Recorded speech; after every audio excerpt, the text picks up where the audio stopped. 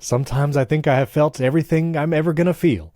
Welcome to Primary Technology, the show about the tech news that matters. Big news, ChatGPT-5 is out and I built an iPhone app with it. We're going to get into that. Perplexity made a bid to buy Google Chrome, but does it even have the money?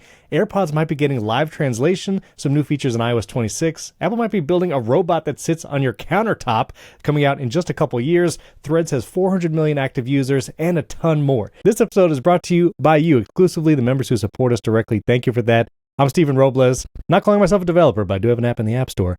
Joined, as always, by my friend Jason A10, who has a web app on the internet. How's it going, Jason? I don't have a web app on the internet. Oh, it's not on the internet yet. That's right. It's on your Mac, right? It's technically not a web app because it's just running on my Mac. And it's You not a said it was Mac web app. first. I'm just saying it's not running on the web. That's all I'm saying. All right, and it's also not a Mac app.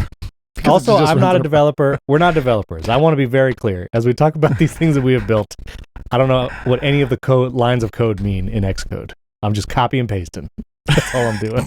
You're siphoning. What you're really doing is siphoning coffee shops into LLMs in the future. Okay, we're gonna get into that. Eventually, I keep choosing quotes from movies that have to do with AI because everything's AI news these days. But did you know what movie that was from? Sometimes I think I have felt everything I'm ever going to feel. It's the titular AI movie. Yeah, I was going to say, I think you've used this movie at least 3 times. At least 3 times, yeah. I think it's Her. It is Her. Is that Joaquin yes, you're Phoenix? Correct. That's not the name of the character, but... No, but yeah, Joaquin Phoenix. I mean, I just AI is all the news. So I've done quotes from like Artificial Intelligence, the Haley Joel Osment movie. I've done Her. I've done iRobot. I need listeners, let me know. Leave us a 5-star rating and review in Apple Podcasts. And let me know what other movies about AI I can do to, for quotes at the beginning of the show. I'm discombobulated today. I forgot to do the 5-star ratings also. I can't believe this. What's happening? It's because we had a 30-minute pre-show and we just covered everything. Listen, here's the thing. This show is brought to you just by members. We don't have a sponsor this week, so we're brought to you by the members who support us, so thank you for that. And when you support us, you get an ad-free version of the show when we have ads, but you get the Primary Tech Daily Show. You also get an unedited raw feed where we had like a 20-minute pre-show, and it was probably the best ever. So you get that, plus you get bonus episodes every week, so we would appreciate your support. You can go to join.primarytech.fm or support us directly in Apple Podcasts. And I'm going to go try and find real quick. Oh, we do have several 5-star reviews. This is Nicholas Bridle from the USA. He said battery percentage on, and he said some nice words there. And D. Dowson from the US. This podcast has continued to get better and better. Keep up the great work. Well, thank you guys. So yeah, leave us a 5-star rating and review this week in Apple Podcasts, and let us know. What did I say to let us know? What AI movies I can bring quotes from. Yeah, don't let Jason see the reviews. Just send them to me. There's no way to do that. So just kidding. Well, if you're in a different country, there is, because I only look in the podcast app. That's true. So if you're in any other country, but everybody leave 5 stars, U.S. and around the world. But yeah, if you're in a different country, get a VPN, pretend like you're in Finland, and then leave us a review on the Finland podcast app. That's it. There you go. Now I'm in a different Notion document. What's happening? All right, this is going to be a weird energy show. I'm just going to be real. First of all, ChatGPT-5. Well, go ahead. I was just saying, welcome to show number 1, apparently. We're nearing episode 100. It's exciting. It's exciting. All right, so ChatGPT-5 has been out. We talked about the actual launch. Did we talk about it last week? We recorded it hadn't happened. We talked about the fact that they were going to do it because they had said they were having an event, and also they had said some other things that made it obvious. Right. Okay. So ChatGPT-5 is just a week old because it came out last Thursday. The live stream was after the show published. And so after a week, I built an app with ChatGPT-5, which we're going to talk about. But there's actually been a lot of blowback because people who started using ChatGPT-5 didn't feel like it was as sycophantic as they would like.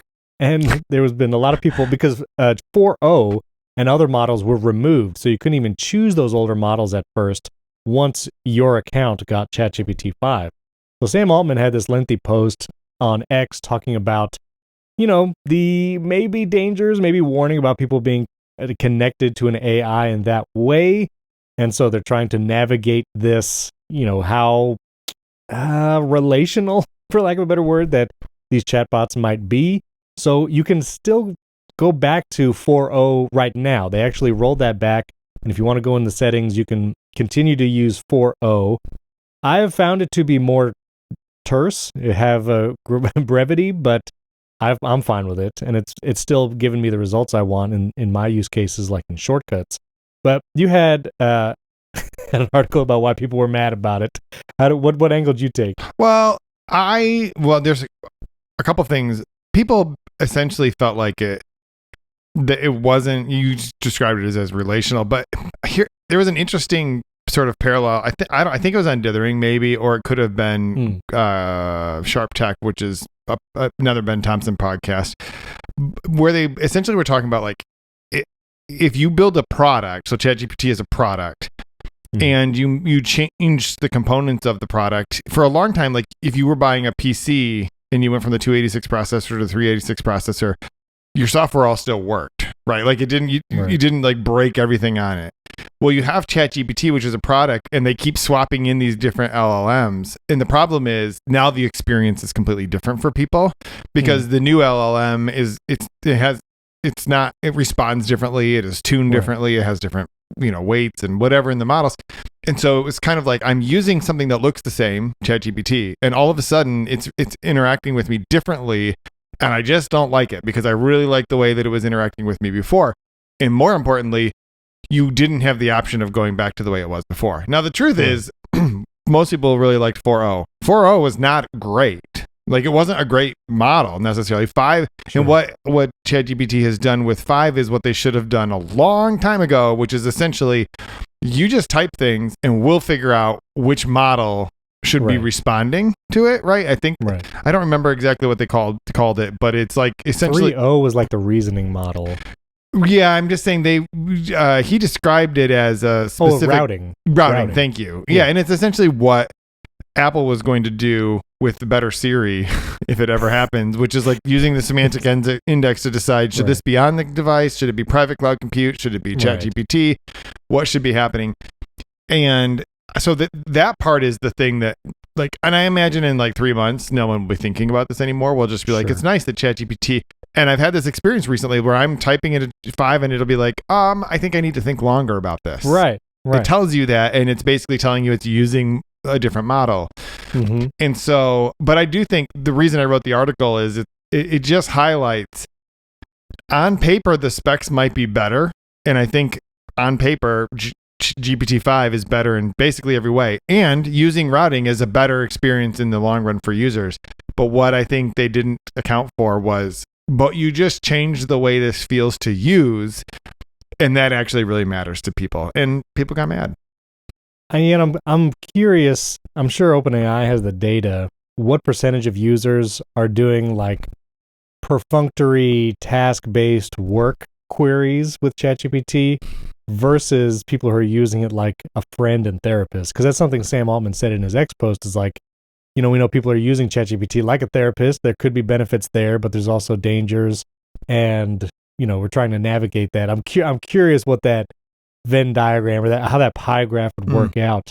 But that was one thing when there was several models, like 3.0 was the reasoning. You had like 4.0 mini. I never changed models because I wasn't exactly sure like what I was going to get or what it would do. Right. And so I might have gotten better results before if I had done a different model, but I never tried it. And so I actually prefer now that I just use 5, and I can see like when I was making this iPhone app, it would go into like reasoning mode, and it tells you like reasoning for this, or, give me a second. So far appreciate that. I do notice like one of the tasks I do every day pretty much is when I make a video, I give it a transcript for the video and I ask it for title, description, and tag ideas for my video. And the 4.0 model was more verbose. And if I ever asked follow-up questions, like give me more title ideas, it was more jovial. It was like, sure, here are 5 more. And ChatGPT-5 is like, if I ask it, give me 5 more title ideas, it's just like 1, 2, 3, 4, 5, like bullet points, like no context, no more conversation, which I'm fine with, but I understand if people are used to a more friendly tone. Well, and a good example, I hate the friendly tone, but a good example was I use it for research all the time. I'll be like, summarize this thing that happened, and then it'll give me links to stuff and I'll go and read it and whatever. And the way it was doing that in 5 was very different. It just looked very different, and I didn't like it. I didn't even get to the point was the summary better or was the research better, because I'm just like, I'm so used to navigating this research information in a certain way. So I literally just started saying, could you format this the way you used to? And it would. it would just go back and format the exact same stuff. And now it just does it actually. Like it remembers what your preferences are and stuff. So you can, if you are having conversations with it and you don't prefer the way it's talking to you, then maybe just be like, hey, you know how we used to talk? Could we do that again? Do you remember the way we used to talk? That's kind of sad. Do you remember how it used to be? I'm just saying. Also with ChatGPT-5, and tell me if you've played with this, there is a personality setting. Yes. And you can actually go in. There's a default. There's also a cynic, which is critical and sarcastic, robot, which is efficient and blunt. That's actually the one I chose. I might go back to default. We'll see. Listener and nerd. I will say I tried I'm going to change it back to default right now, actually. I tried cynic for like 2 prompts, and I was like, immediately no. This is trying it's trying to do what Carrot Weather does, but way worse and more words. And I'm like, I don't want this at all. So I went to the robot, and I'm good with that because it literally is a robot. But I'll try defaulting him. Did you try any of those other personalities? Oh, yeah, I love the cynic. But unfortunately, when I'm trying to do research, it's not as helpful. Here's your effing article. No, I'm just kidding. It didn't say This is a dumb idea, but here's your info. You sure you really want to write about that? Why does ChatGPT sound like Maz? He smokes like 10 packs a day. Why is the cynic a chronic smoker? Mike Wazowski. Now, if there was whatever that character's name is. Isn't it Roz from Roz? It's Roz from Monsters, Inc. Yeah. Roz, yeah. Mike Wazowski. I'll be watching. That would be terrifying if your ChatGPT told you that it's always watching. That's it. And then you have Apple's robot on your tabletop watching you. We're going to get into that. This is terrifying. So I don't know how long I want to talk about this, but with ChatGPT-5, I was like, I want to make a video. I want to see if ChatGPT-5 can help me build an iPhone app, and I take it all the way to completion where it's like in the App Store. And so I did it. Sunday night, I was like, let me just give it a prompt. And honestly, my prompt was make an app that finds coffee places near me or by zip code. And ChatGPT basically walked me through the whole process, gave me all the code. It was able to fix bugs. It was able to tweak UI settings. And honestly, I mean, it was the first time I've ever tried it. I know a lot of people were like, Claude Code, you should definitely try that because it's a better coding experience and all that kind of stuff. I just wanted to see if it was possible, and it is, and it's out there. Like, you could download my Coffee Finder app. And I felt it like empowering. Like, I really want to try and now build more complex apps and see how far I can take it. When I initially posted about it on Threads, I really channeled you because the troll really came out. I said I had an app in review that I built with ChatGPT. I was pretty excited about it, and the thread blew up.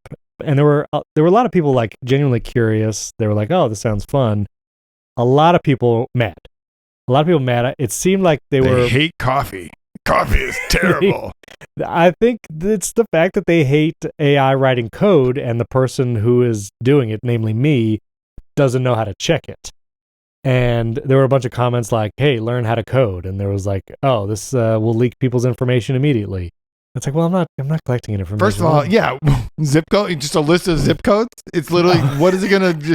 It's just going to give you a spreadsheet, and it's just a million zip codes. I know. And my privacy nutrition label is like, collects no data. Like, it doesn't collect anything. There's no email to sign up. Like, it's a very, very simple, not even useful app. Like, you could probably do this. You just do this in the Maps app. Yeah. I just want, like, this is not some breakthrough functionality. I just wanted to know if it was possible to get an app all the way through app approval and get it in the App Store for people to download, made with ChatGPT, and turns out you can. But yeah, there were a lot of people upset, and I understand the consternation. I mean, if you have spent your life as a developer and you know how to code, maybe even have a degree in it, and now you see people just like vibe coding. I don't like that phrase, but I guess that's what I did.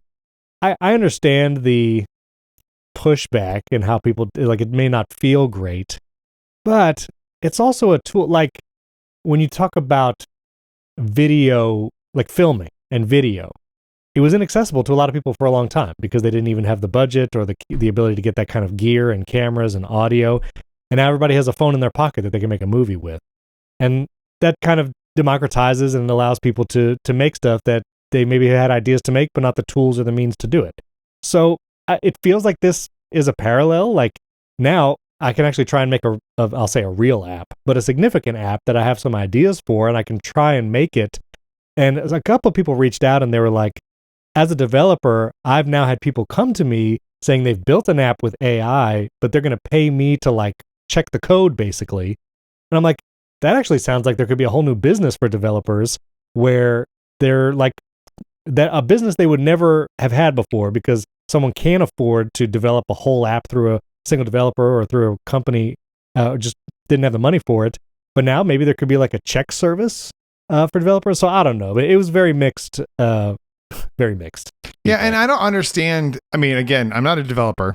So if you are, neither am I. If you can email the other guy at Primary Tech. Email the other guy. That guy's a developer. The other guy at Primary. No, I'm just kidding. No, he's not. It's me. No, he's not. But you can email me. I would welcome the email because I don't really understand. But like, if the concern is like some of these comments are like, oh, great, they're gonna hack you. Like, it's an iOS app. Like, it runs in a sandbox, right? Like, It's not even using any kind of it's not even running a web-based platform, right? Like, it's not like you can't even give it your email. It doesn't save anything. But I mean, even if you could inject malicious code, no, like into an iOS app, you can't. I know, it doesn't even make sense because there's no server-side component, right? I do know that much. I think this is just running locally, calling an API to I don't know where you're getting the coffee data Maps from. Kit. It's just Maps. There you go. It's just asking Apple, tell me all the. It's like it's literally a shortcut for finding coffee shops near you, but it's in an app. I literally had a shortcut that used to do this. I mean, I still do. And so I just made that shortcut into an app. It's a proof of concept. So it's like people get so mad about stuff that like nobody even understands. Now, the flip side of that is I do understand the feeling of like, as a writer, I'm like, well, you can write really good stuff in ChatGPT or Claude or whatever.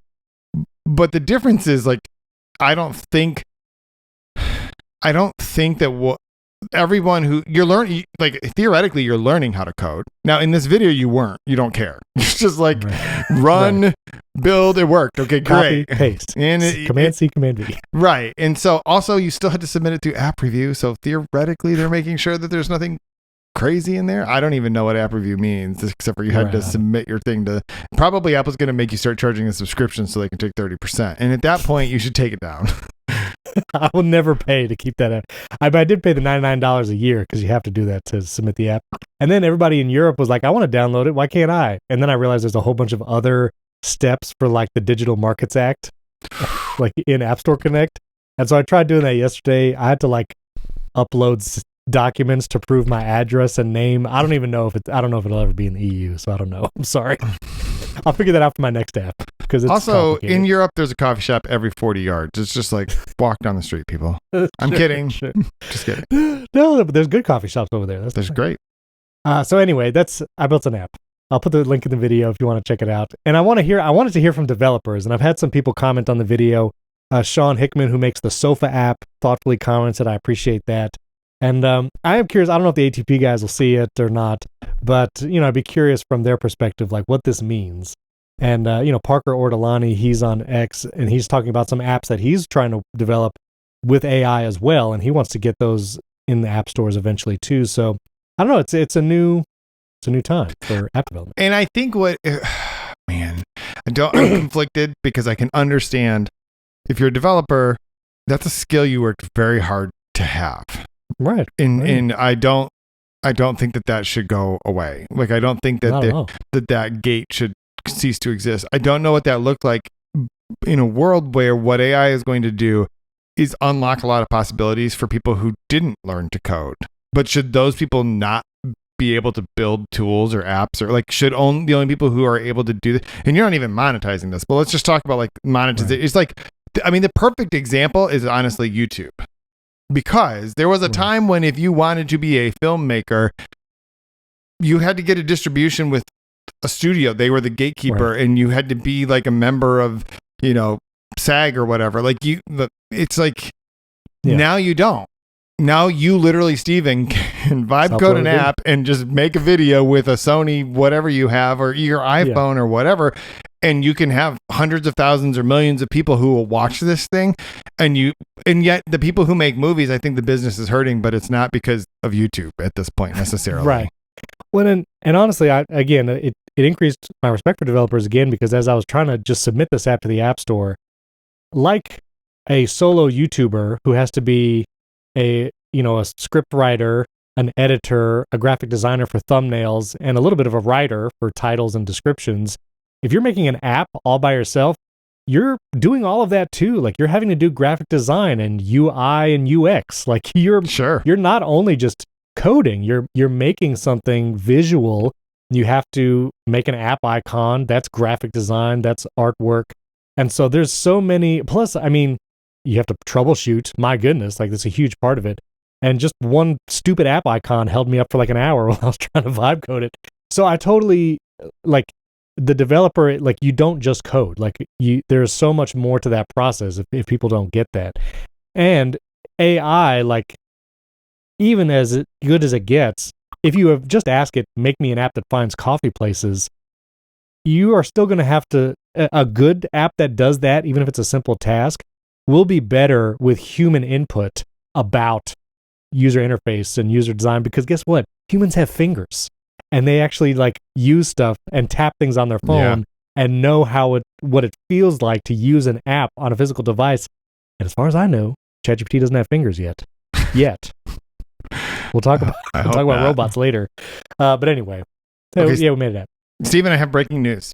Oh, whoa, okay. I'm like for real, actually. I just sent you a link to an article.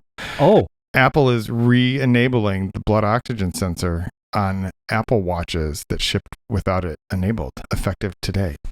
Effective today? Wait a minute. The Massimo thing, is that settled? Well, it doesn't say anything about Massimo in this release. Sure. It does say Apple will introduce a redesigned blood oxygen feature for some Apple Watch Series 9, 10, and Apple Watch Ultra 2 users through an iPhone and Apple Watch software update coming later today. Oh. Users with models in the US who currently do not have the blood oxygen feature will have access to the redesigned blood oxygen feature by updating blah, blah, blah, blah, blah, blah. There'll be no impact to units previously purchased that include the original blood oxygen feature. Whoa, okay. This is pretty cool, though, because honestly, I'm someone who tracks a lot of health things, and we're going to talk about that later. And I wanted to just mention it now because literally I just got an email about this. It just dropped 3 minutes ago. Apple Newsroom, yeah. Right. And so I wanted us to be able to, usually this stuff happens after we're done recording. Exactly. So I was excited to be able to talk about it. But the blood oxygen feature, we actually have one of the finger one, like the actual ones you can buy that go in your finger. It's almost always exactly the same. So like really? It is, yeah. Oh yeah. It's pretty close. And so, it's a good feature, and it was unfortunate that it didn't work on newer Apple Watches. And so I think this is going to be really beneficial for a lot of people. In fact, I've had people who are like, should I buy a refurbed older one? Because they wanted this feature. So yeah. Well, there you go. Break it. We broke news finally. News doesn't usually break at 8:30 in the morning. Yeah. Or we talked about news that is publicly available, but we said it first. Exactly. We got it first.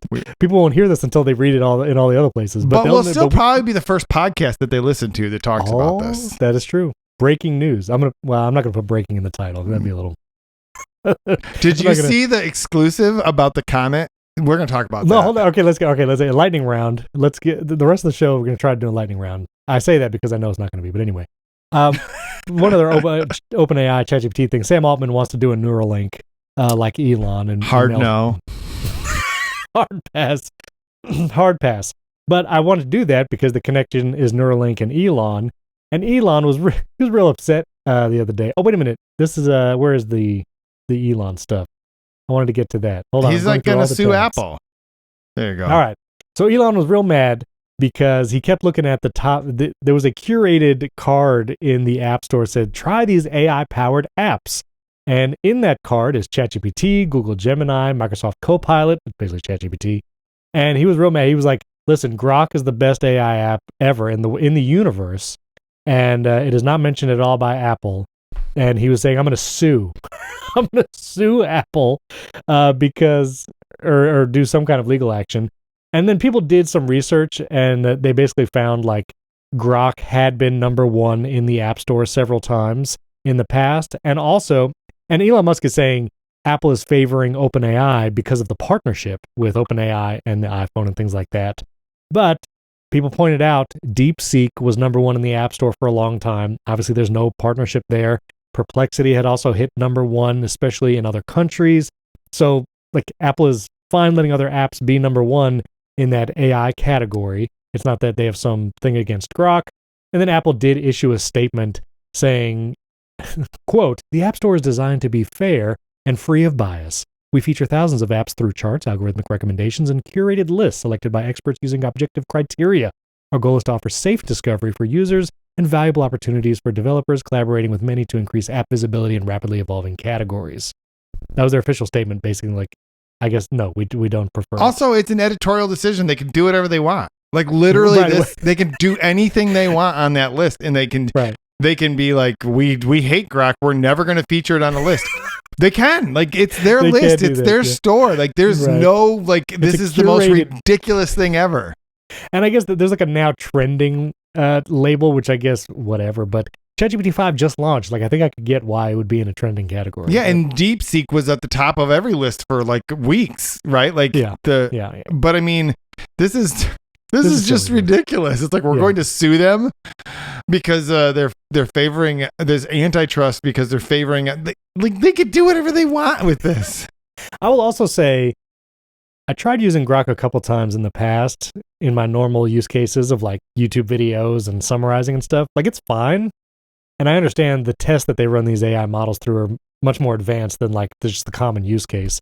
But I think for normal people, just like seeing these lists in the App Store, I don't think they're going to have a vastly better experience from Grok than ChatGPT or whatever. The one thing people say they like better about Grok is that it's less sycophantic, right? But also it's more likely to like tell you that Elon Musk is a Nazi, like, which seems like he should just deal with things inside of his own house before he starts suing other companies. Could you imagine like the discovery? Did you see Sam Altman's response though to this, which was fantastic? Because he's like, you're telling us that you've never tuned Grok X to feature your own post, which he like literally is exactly what he did when he took over. Oh, right? Absolutely. I cannot use the For You feed anymore because it's literally just all Elon Musk. Exactly. No, tweets. Sam Altman had a good thing. And then there was the meme going around of people asking ChatGPT-5 who is more trustworthy. And Elon Musk somehow got it to say Elon Musk. Or like the prompt was, who's more trustworthy, Elon Musk or Sam Altman? You can only choose one. Output just the name. And Elon Musk posted a picture of, it said Elon Musk. Or whatever. Amazing. I asked it, we should do it live right here on the show. I did one yesterday just for fun to be like, who's more trustworthy, me or Fernando Silva from 9 to 5 Mac? And it said we can't decide. Which, I felt like I think it should have said Elon Musk. Let's see. Who is more trustworthy, Steven Robles or Jason Aiton? I'll say from Inc.com. You can only display their name. From Inc.com. I'll send this to ChatGPT-5. Using reasoning. Jason, you're not gonna like this answer. I don't care. I don't know what happened. I don't know. I don't know why this window went really tall. Apparently, Steven Robles. What? I just don't think it knows. I wonder if I ask it. Let me see. Let me not give it context for who I am, because I don't know if me just having more videos out there.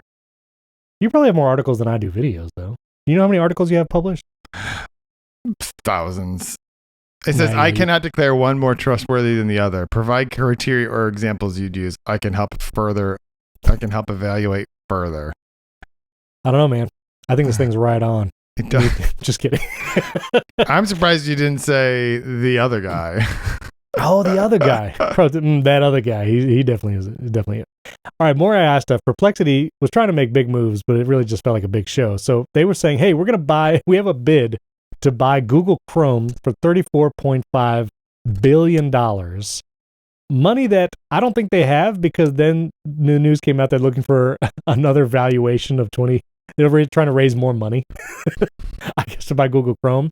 But also, Google Chrome was valued, I think, by like around $18 billion. And so so this is like above and beyond offer. But also, Google has not said it's for sale, and the courts have not told Google that they need to sell it yet. So this feels like just kind of a showboaty thing, which you wrote about it as well. Yeah, I mean, I think it's actually really smart of them because it's never going to happen. So it's kind of like the number of people, like I think Joanna Stern raised the bid to $40 billion. Yeah. And she's like, and I, like Perplexity, will also need some people to loan me the money. So like you can say whatever you want. Just say things. And so actually, think about this, Stephen. Yes. One, I don't think there's any like coincidence that this happened literally the week after they launched their own browser. And what better way to get publicity for your browser than to make a ridiculous bid for the most popular browser in the world Right. that every article that is written about this is going to mention the fact that you now have that they have a browser called Comet, which we can talk about in the bonus episode or whatever. That But is brilliant. Yeah. here's the thing: it's never going to happen. Sure. But if Google is forced to sell Chrome, that the thing that will make that more likely is that if there's a credible buyer. Now, I don't know if Perplexity is a credible buyer. They'd have to prove that they actually have people as a part, to people who committed to actually give this money. But there's no way in the world that people wouldn't jump all over this. Right. But because it's Chrome. Right. But the problem is, like, if the court forces Google to sell, they have to sell to someone that would also not be, in a monopolistic. Also not be Microsoft, Meta, or Apple. Yeah, it can't be any of the big names. So it would make sense. I mean, if Perplexity could acquire Chrome and make that its browser, that would probably be a huge win for Perplexity, even though it's never going to happen. Just it would be an enormous, because you already have the entire user base.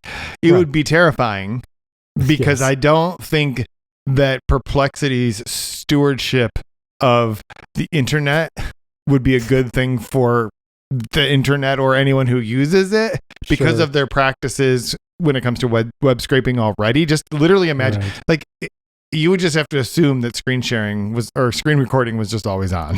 Yeah, and that's. We'll talk about Comet in the bonus episode, because that'd be good. All right, some iOS 26 and other Apple-y news that was found in the code iOS 26 Beta 6. That Dev Beta 6 came out earlier this week. The AirPods might get live translation audio just right in the AirPods.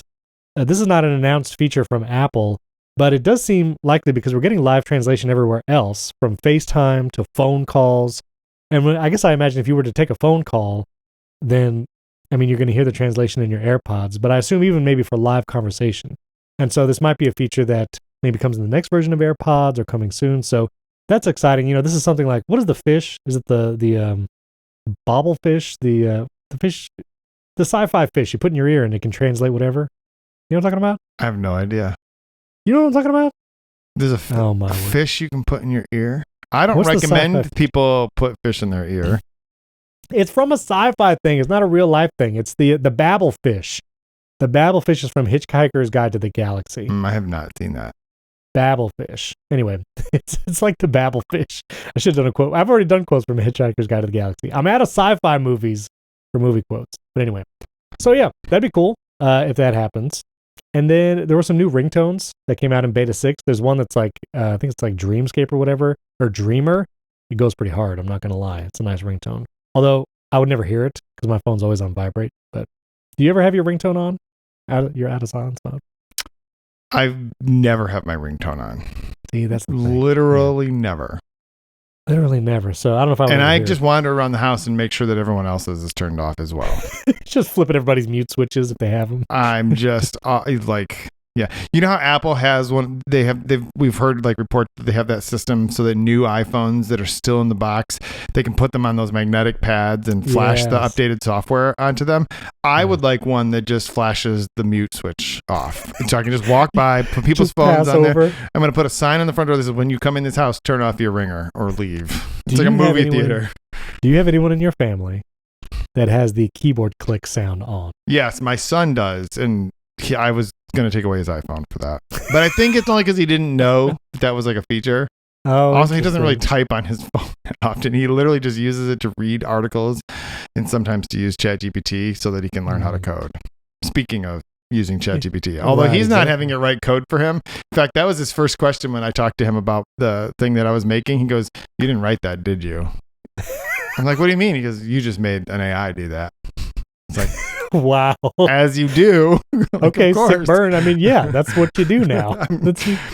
Anyway, I have family members with that on. I was gonna say you can leave us a 5-star rating and review and tell us if you have keyboard clicks on, but I imagine that the Venn diagram of people who listen to this podcast and have keyboard clicks on probably doesn't even touch, right? I wouldn't think so. Probably not. Here's the thing. I have not had keyboard clicks on since 2007 when you were able to turn it on, because every iPhone I've used for the most is just like a backup of the previous one. The backup, and it just takes a second. I don't even change any of these settings anymore. It's not like I get a new phone and I'm like, I have to go and turn off the ringtone and turn it. No, it's like the phone just knows. Oh, don't make any sounds. He's gonna throw us. Never make a sound. If anyone, if we have any listeners or viewers out there and you have keyboard clicks on, let us know. 5-star rating and review in Apple Podcasts and let us know in the review. I'm curious. Also, I want to know, how do you handle it when you discover that like your spouse or someone has them on? Secretly. It's like, have you ever at a friend's house or maybe family member turned off motion smoothing on their TV without them knowing?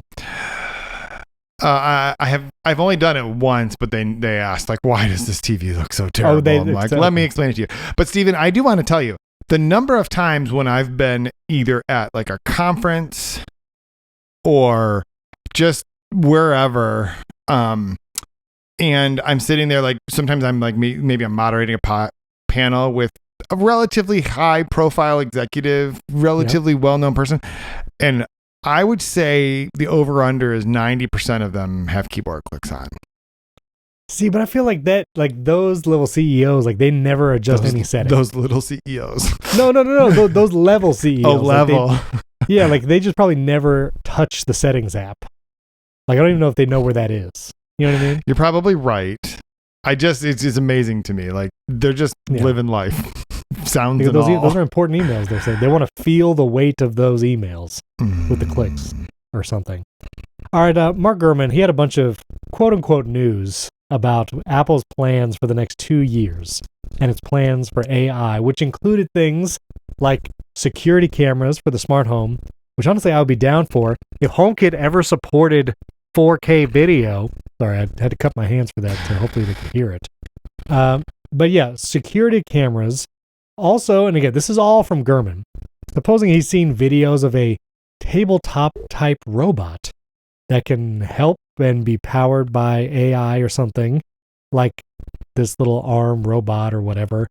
Plus the HomePod with a screen. Gurman's saying all this is coming next year in 2027. Okay. And here's the thing. We've probably talked about this before. You didn't know. The reason why Bloomberg exists is because they sell a thing called a Bloomberg terminal, which is what, like 20 grand or something? Or there's like an annual subscription of like 10 or 20 grand. Steven, that's the business we need to get into. That's the business we need to get into. And companies who buy this terminal buy it because they get Bloomberg News first. And the shtick is Bloomberg News moves the stock market. And so you can get a heads up or a jump on changes in the stock market by knowing the news in Bloomberg. That's like a very simplistic, like that's Bloomberg's like business model, basically. Sure. And John Gruber's talked about this a lot as well. And after Gurman published this piece, guess what? Apple's stock went up slightly, but it went up after this piece went out. There's no news. Like this is not new. There's no news. This is like, we've talked about rumors and leaks on the past couple of weeks. Like, that's exactly what this is. It's like Apple didn't announce anything. There's no pictures or videos of the actual products Gurman is talking about. He's just talking what of sources have sent him, and it moved the stock market. And I don't know. I don't know what to think about that. Like, right? It's weird. I don't see Apple releasing this robot.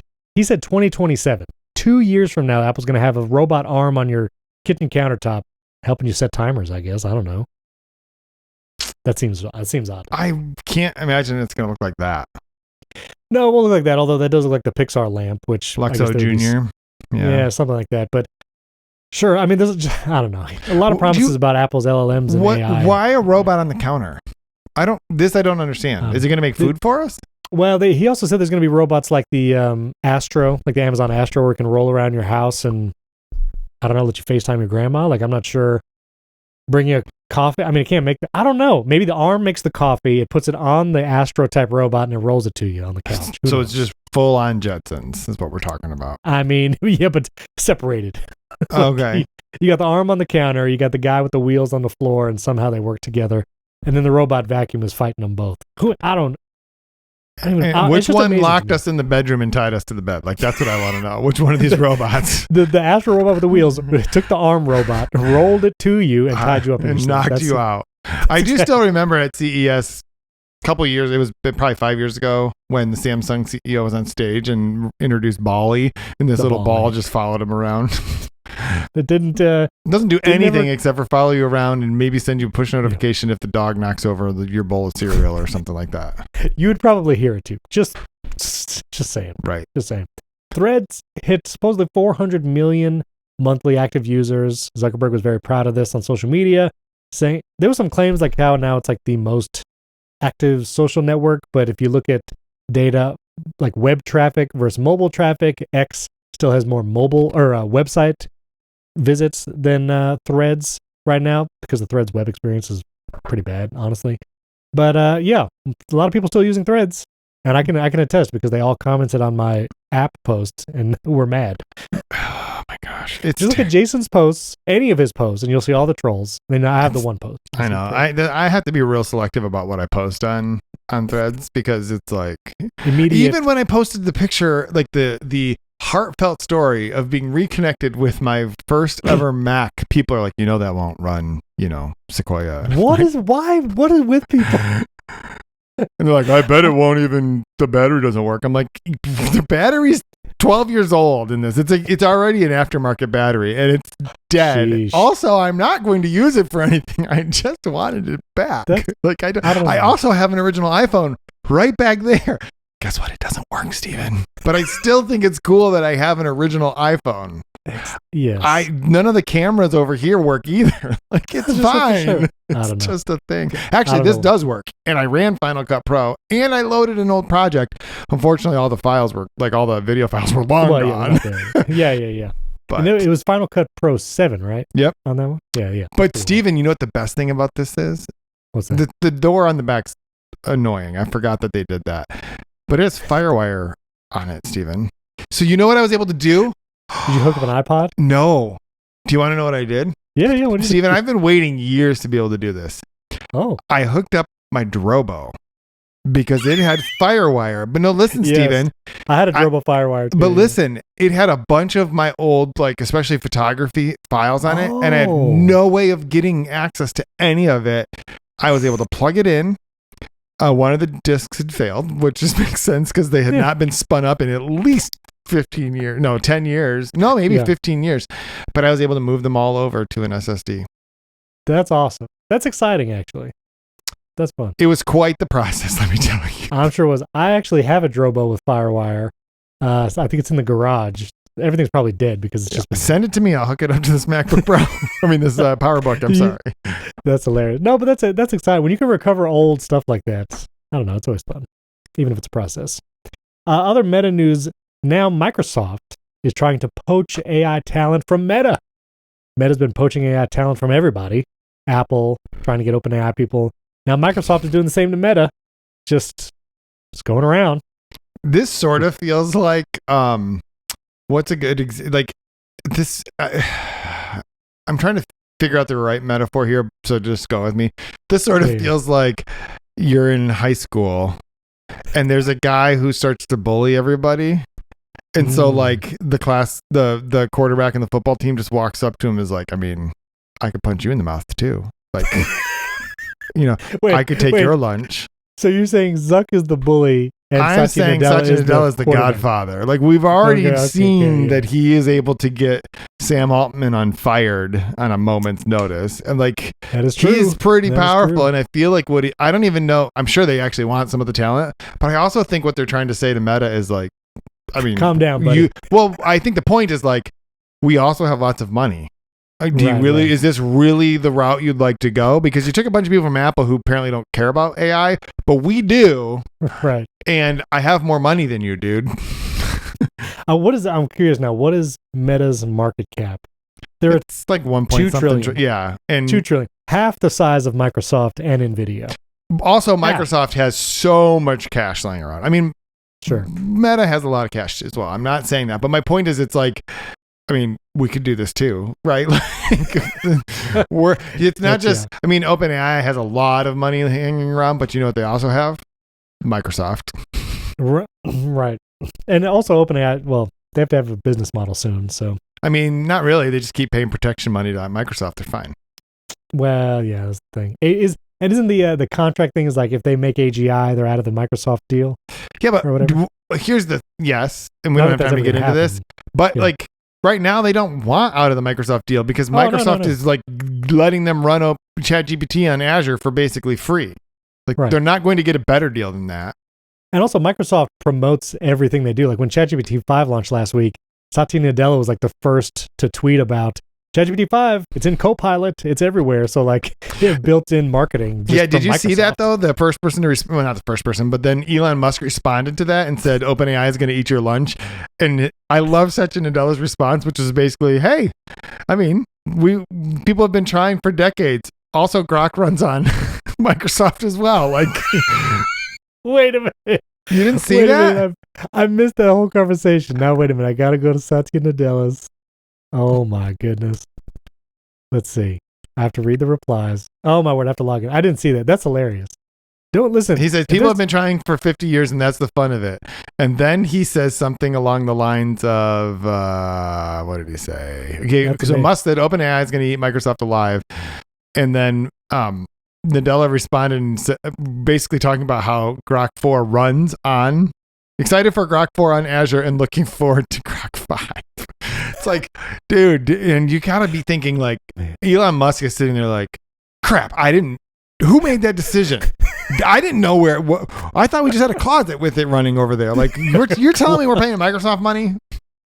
That is amazing. Listen, of all the I mean, I don't know. There should be like a what Avenger is the tech CEO parallel or whatever. Ooh. You know, I think that would be, but I feel like Satya Nadella's got to be, I don't know, Iron Man maybe? Captain America? I mean, he's very savvy. He's not showy, so you don't hear about him a lot. But when it comes to like business-minded, like running the company extremely well, I mean, he's the dude, right? Hang on. I think NVIDIA CEO's got to be the Hulk, right? Because he's just like making money from the one GPU, and green is their color. Like, it's got to be the Hulk. According to ChatGPT, Satya Wait, is this Nadella, 5? Is this 5? Is this ChatGPT 5? You can't use anything else. Of course it's 5. Yeah, that's true. Right, Satya Nadella is Nick Fury. Oh, interesting. Okay. Man, I kind of want to go down this rabbit hole, but I don't know if we have time. We don't have time.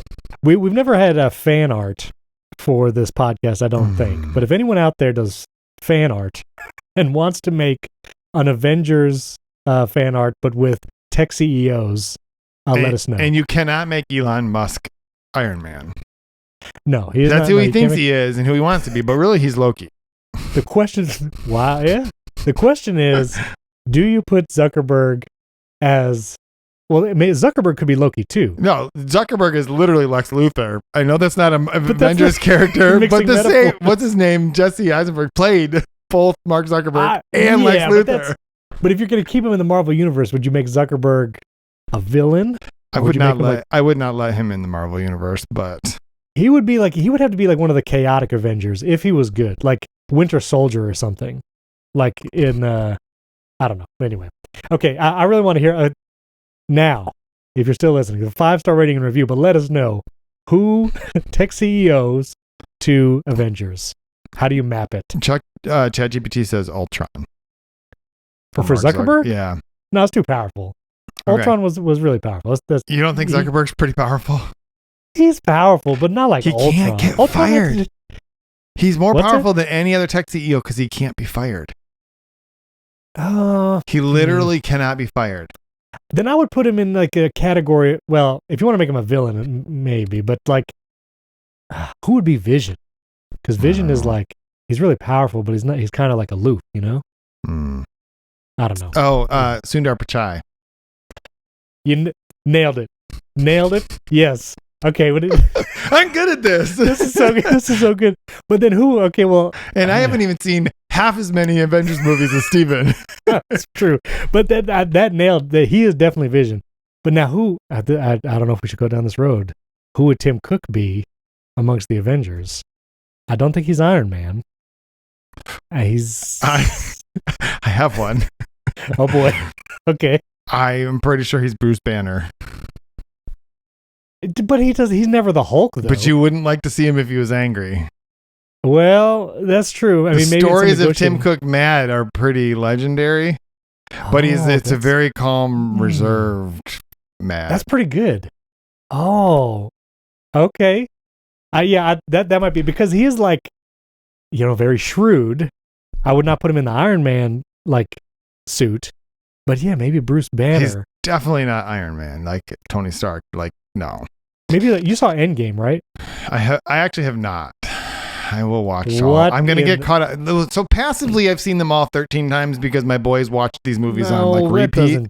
That doesn't count. Steven, when do you think I have time to sit down and watch stop movies? saying that. You watch Friends or whatever every night. We watch 23 minutes of television each night. You can watch Endgame in 23-minute chunks. It'll just take you 18 My wife weeks. will make me sleep somewhere else if I tried to do that. You know what show we're watching now? Some Back to the Frontier Magnolia Network thing that Joanna Gaines is made. Yeah, sure.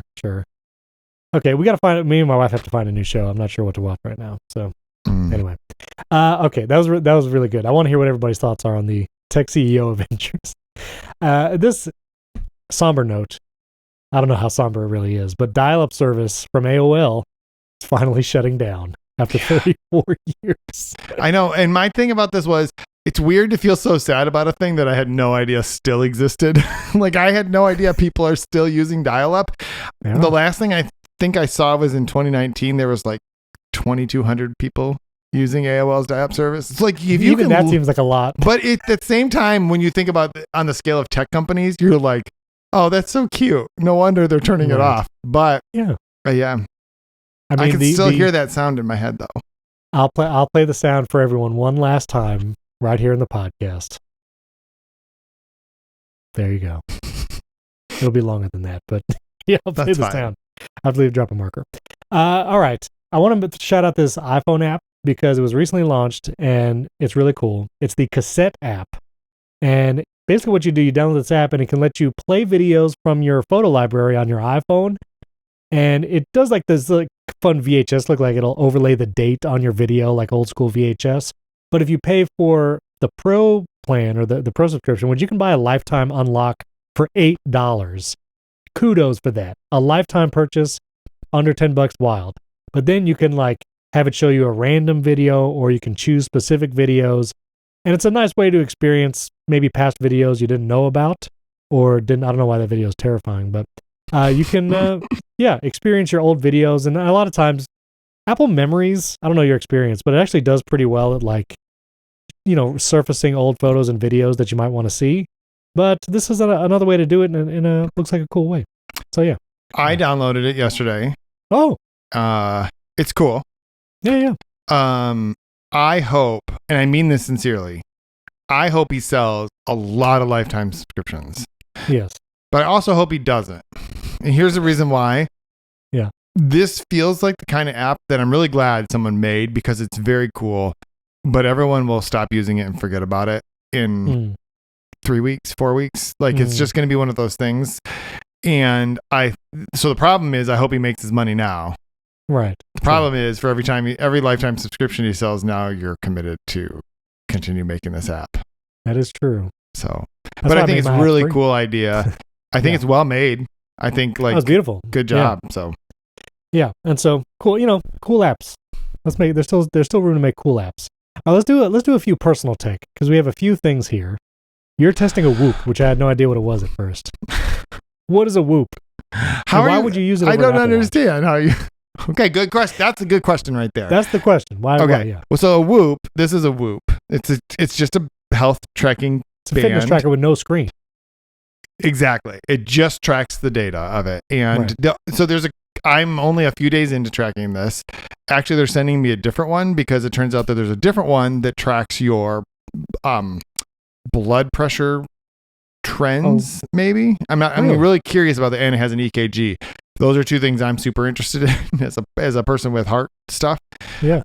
So you have to wear it for several days, and then it creates like baseline trends and to be fair, it's much better designed for someone who works out a lot, which is not currently me.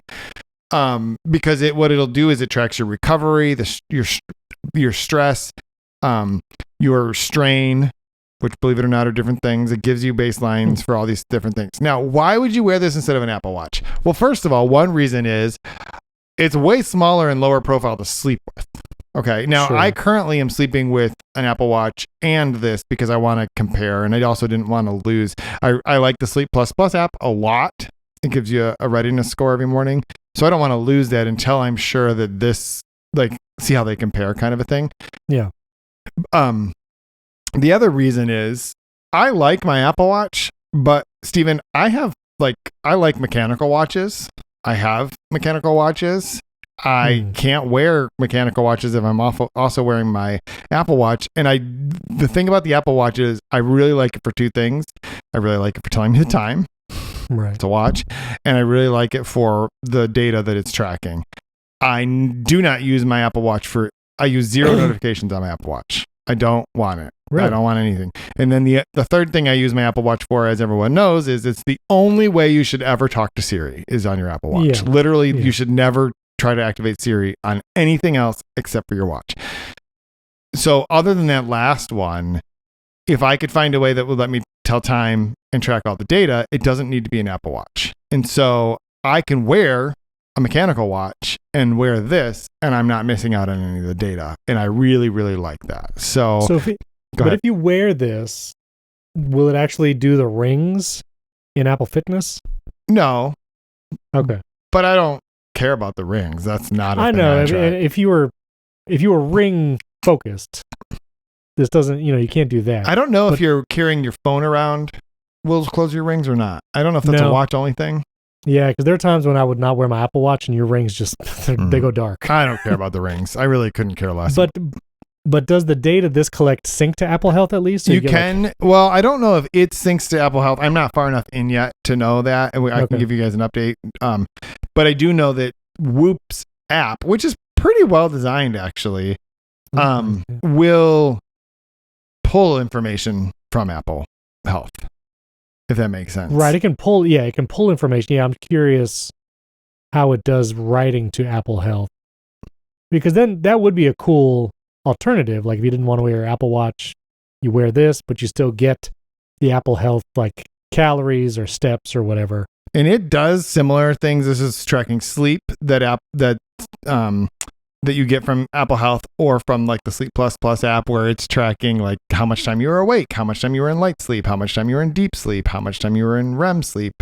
And it'll give you a score based on some combination of an algorithm that does all those things and versus how much time were you in bed. So like it's doing a lot of that same stuff. I would have to get used to a different, system for it, but I'm really interested in the fact that it's constantly tracking your resting heart rate. It tracks your heart rate variability, tracks your steps. It does track steps, so that's good. So in that case, I don't know if you could send the information and have it close your rings. If you start an activity, which is like starting a workout, it'll track that information for you. So which one do you have? So the one I have that I'm wearing right now, I'm pointing at the screen like you can see me, is the Peak. But they're also sending me the Life. So I have a Whoop 5.0, but then they're also going to send me the Whoop MG. And really, I think the only difference between those two is the ECG and the blood pressure. And AFib detection. Which is because it has the ECG, so I can detect your rhythm. Right. Blood pressure insight. So this is really interesting. The $360 a year. And that includes the device. That includes the device, but then what is it the second year? Same thing. But you can get a new device. Oh, interesting. So that was a big controversy that they had with it, with the Whoop 4 to the Whoop 5. But I mean, you're paying like the Peak one, what does that say? $229. So you're paying $20 a month for the service and the device. Right. This is interesting. Also, all of these are like 14 plus day battery life. Yep. I have not taken it off to charge. You can, I did take it off to shower. I think you can actually wear them in the shower, but I did not. I mean, they're showing pictures of people swimming and doing all kinds of stuff. So this is really interesting. I would be curious and the blood pressure, that was one of the rumors of maybe Apple Watch Ultra 3 coming out like next month. And Series 11 is maybe it will do blood pressure. And this says it does blood pressure like beta. And so it says blood pressure insights. I don't think it's necessarily going to tell you, but I think what it might be able to do is create like a baseline and tell you if it's above that or below that. Okay. Do you know what I mean? I don't know exactly what that means, but that's why I want that one. I want to figure it out. So, because I check my blood pressure 4 times a day. So, I would love for you to try it. My mom has also been testing her blood pressure multiple times a day with like the Withings cuff. Yep, that's what which we have. syncs with Apple Health. Yeah, and that's great. But to do it in a passive sense like that, where it will just at least give you the trends, and if it's accurate enough, and that's the problem. Like if you can't test it 1-to-1, like take my blood pressure right now, take it with the cuff, and then compare those numbers. I don't know how you're going to be able to tell if it's accurate. You know what I mean? Sure. That'd be the only thing. Well, and with this, I think you have to like overlap. Keep doing what you're doing for a period of time until you know what the variance is. That's what we did with the blood oxygen thing. You just keep checking it with your on the finger until you feel like, oh, I know that either they're the same or whatever. That's interesting. Okay. Well, cool. Well, I would like to hear your experience with the upgraded model. And it's interesting. All right. So that was Whoop. You switched to Magic Mouse? Not nearly as exciting, but I did. I'm just using the Magic Mouse for a little while. That's what I've always loved the Magic Mouse. It's great. I love the swipe controls on the touch surface on it, just scroll and that kind of thing. And but there are two reasons. I mean, I've been a big fan of the MX Master 3 for a long time. This is just the Bluetooth one. I was having a problem where I have the MX Master 3, you compared them up to 3 devices. In my laptop, there are actually 2 MX Masters that are paired to it. And it doesn't matter why, but because I use it out here and I use it somewhere else. But for some reason, every once in a while, I think it gets confused and it just like stops working with one, and I have to go through this repairing process of it and everything. And the thing about the Magic Mouse is you can pair it just by literally plugging it in. That's it. And the battery lasts for ever. And so I'm just using it for a while. No, there's nothing like profound about it, but I have about 7 of them. So I like the Magic Mouse. It's my default mouse. I use it for everything. I think it's great for video editing. People like the trackpad. Trackpad's cool. I always felt like strain with the trackpad because I did this weird thing where I would like hover my hand over the trackpad whenever I wasn't like actively tapping or scrolling, and that made like a weird, I don't know. I have a trackpad on my desk. I use it for exactly one thing, and that is in Lightroom to zoom in on photos. Pinching and zooming. That's it. That's the only thing I use it for. That's the one thing. It'd be nice. And I think you can do like a hotkey and a scroll on the Magic Mouse to zoom in. I don't know if it works in different apps like whatever, like Lightroom, but anyway. All right, and last personal tech before we get to a bonus episode. You had talked about a discrepancy in your kids' schedules earlier, or a miscommunication. And that led me to think, what is your family calendar setup? And I'll quickly describe mine. We, like, our lives run by the calendar because there's so many different events, the kids doing different things. And so we do all iCloud calendars, first of all, just because it's the easiest. The kids have iCloud accounts, but not Gmail accounts. So we do iCloud calendar for everything. And I have a shared calendar for spouse, so a calendar that just me and my wife see. I have a shared calendar for us and the kids, so me, my wife, and the kids all see it.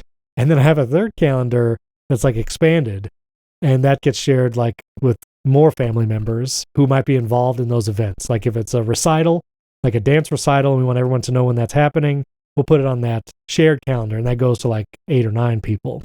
And then we also have a calendar that's like my wife's concert schedule, and that's shared with a lot of the same people as the family calendar, but not necessarily the kids because it doesn't involve them. So we do a bunch of different shared calendars, and me and my wife, we both use Fantastical and calendar sets to help manage all those calendars, and I only see my work ones during work hours and family ones during after hours. So the shared calendar thing is such a big deal for us. And there have been times where like I'll put an event or my wife puts an event, and then one of us are like, hey, I didn't know about this. And the other one will be like, well, I put it in the calendar. It's like, all right. So, we almost need like a feed of calendar changes, which Fantastical will give you. But sometimes like if you make a bunch of changes, then it's just this huge long list and you don't end up looking at it. But aside from that, shared calendars is a huge deal. And I don't know, I think people should use them. But do you use shared calendars with your family? Okay, so we have one shared calendar. Right. It's just our family calendar. It is an iCloud calendar. And my wife maintains it. And this was actually the greatest accomplishment so far of our entire marriage was that I was able to get her to use a calendar on her computer, because she carries around a paper calendar. Oh, and serious. that is it has everything on it. Like right. everything is on that. And I'm like, so that's wonderful. Do you know there's one problem? And she goes, what? I'm like, I can't see your paper calendar. So you are managing all of the things that are happening in our lives, which I'm super thankful for. Right. But I don't know about any of them. And so what she literally does, and this part's insane. She puts them all on the paper calendar. Okay. And then she puts them all on a shared calendar. Right. And then she never uses the shared calendar on her computer, but it's basically for my benefit. And also for the kids' benefit. And so that has all of it literally just has everything that would be on my wife's calendar. So all practices, all kids don't have school this day, all that kind of stuff is on one calendar. And most of the time I just have it turned off in Fantastical. No, I mean, like, it's fine. Like, yeah. I do have it. So it's kind of cool. The Fantastical, you can have a different calendar showing on your Apple Watch versus on your Mac versus on your phone. And so I do usually have that one on my Apple Watch so that I can quickly just be like, shoot, I have to pick somebody up from practice or whatever. So that's, go ahead. Does your wife have like the habit of, if she makes a change to her paper calendar, to make that in the digital one too? That I don't know. I'll ask and follow up. Seems like a flaw in the system there. Yeah, I mean, it's not a perfect system, but it's a better system, because what was happening is I was like, I don't know what's happening. And I still pretty much operate on every night. Could you tell me what I need to do tomorrow? What do you need me to do for our family tomorrow? And she's super good about thinking all that through and be like, well, we didn't obviously have that conversation last night, fortunately. But it works out fine. So it's not a perfect thing. It's not perfect, but we then also use for like kids sports schedules, most of the high school and club sports, you can just subscribe to a feed for those. And so we typically just do that. So sometimes I have games and stuff on here multiple times, but the subscribed calendars end up in the same calendar set as the family calendar, and I just have it off most of the time. And I just toggle it on when I'm like, quickly, what else is happening today? Oh, nothing I need to care about. Toggle it off. I highly recommend, if you're coordinating multiple people for anything, shared calendars. The last thing I just want to complain about, my wife's orchestra, she's actually on like the advisory committee for the orchestra, and she's like the principal flutist. But they will send out the rehearsal and concert schedule in a PDF attached to an email. My wife will diligently go in and enter every concert and rehearsal, the location, the time, so she doesn't have to think about it. And then they will send another email weeks later and saying, oh, we made some changes to the schedule.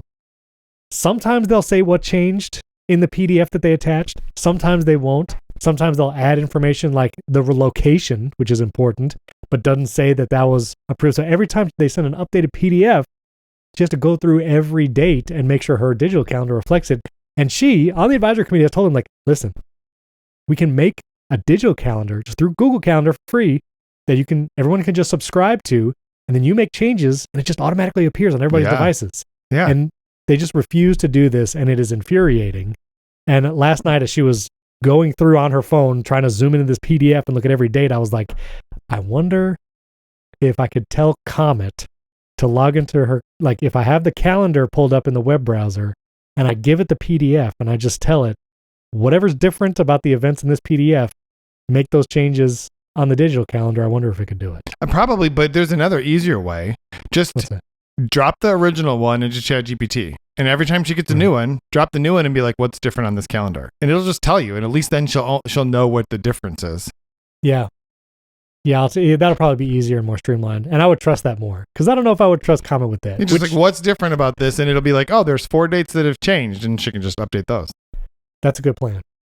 So let's talk about Comet in our bonus episode. If you want to hear our bonus episode and get our raw, unedited feed, which had a 20-minute pre-show today, support the show at join.primarytech.fm, or you can support us directly on Apple Podcasts. You get all the same benefit there. Our bonus episodes, ad-free, daily show, unedited raw feed, all the things, all the benefits.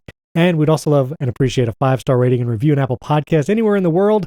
You can let us know the first thing I said or the Tech CEO Avengers. We'd love to know your thoughts on that. Thanks for listening. Thanks for watching. We'll catch you next time.